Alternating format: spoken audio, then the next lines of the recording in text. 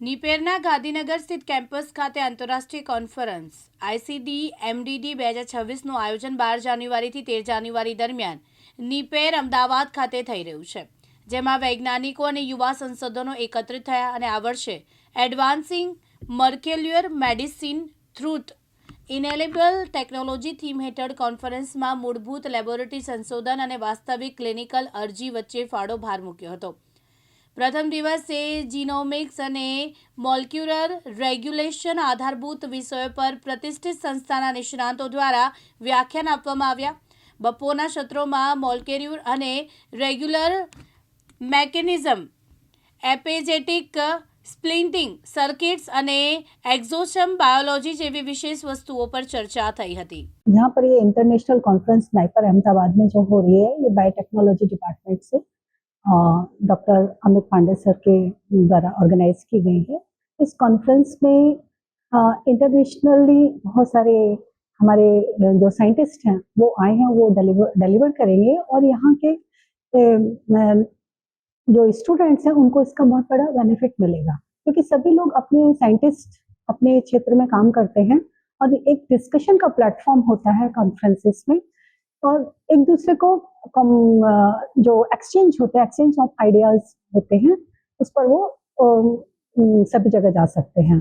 मेरा जो क्षेत्र है, मैं professor Swarnlata Saraf from Pandit Ravishankar Shukla university Raipur से हूँ. एक स्टेट यूनिवर्सिटी है जिसको हम लोगों ने डेवलप किया था और उस समय बहुत सारे प्रोजेक्ट्स ला करके हम लोगों ने किया और उसमें टारगेटेड ड्रग डिलीवरी सिस्टम्स पर बहुत सारा काम हम लोगों ने किया है.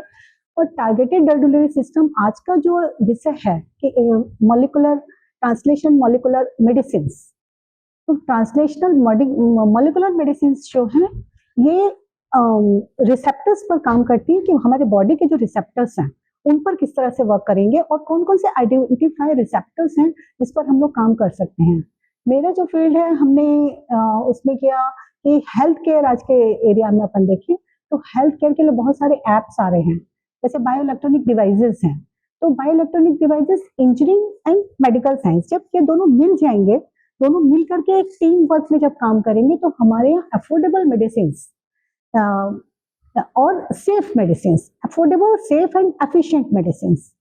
आज की जो कॉन्फ्रेंस है वो मेडिकल डायग्नोस्टिक डिवाइस और उसके ट्रांसलेशनल मेडिकल सिस्टम की बारे में विचार विमर्श करने के लिए है, और मुझे लगता है कि आने वाले समयों में ये बहुत महत्वपूर्ण चीज़ें हैं. हम इस समय विकसित भारत का एक सपना लेके आगे बढ़ रहे हैं और इसमें हेल्थ केयर की एक बहुत मेजर भूमिका होगी. आज़ादी के बाद से लेके अब तक average age of human being in India has improved a lot. Unfortunately, at the same time, we have also invited many other kind of diseases and all that, which makes the quality of life not so enjoyable.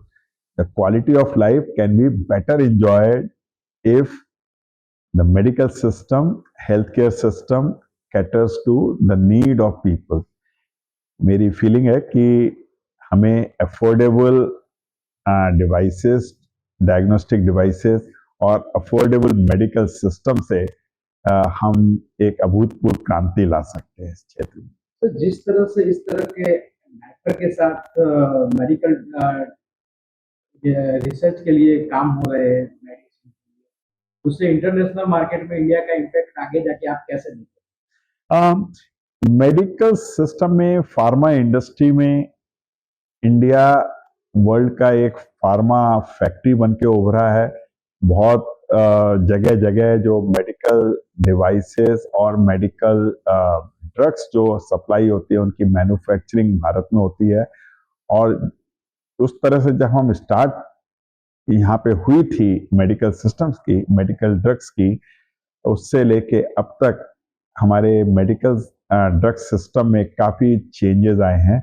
अब काफ़ी drug research भी India में की जा रही है, और सबसे बड़ी स्ट्रेंथ जो इंडिया की है, इंडिया के सिस्टम की है, वो यहाँ पे कॉस्ट को कम रखते हुए और ज़्यादा एफिशिएंटली और एफिकेसी के साथ आउटकम देने की है. तो इसलिए हमारे यहाँ के इन सिस्टम से विश्व भर को काफ़ी फायदा होगा और अफोर्डेबल सिस्टम्स के साथ, अफोर्डेबल रिसर्च के साथ हम नई नई प्रणालियां मैनकाइंड को दे पाएंगे।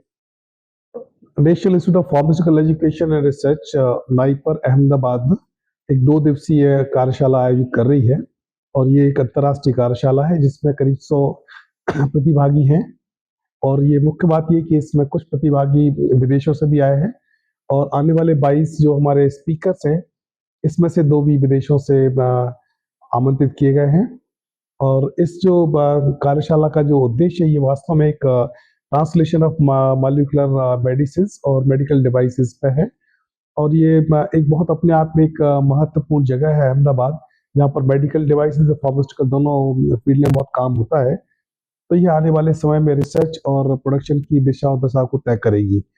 इस 2 दिवसीय सत्र का आज उद्घाटन है और director IIT Gandhinagar doctor Muna इसको इनॉग्रेट करेंगे और अन्य अतिथि professor Swarnlata Saraf from Raipur Ravishankar university से रहेंगे।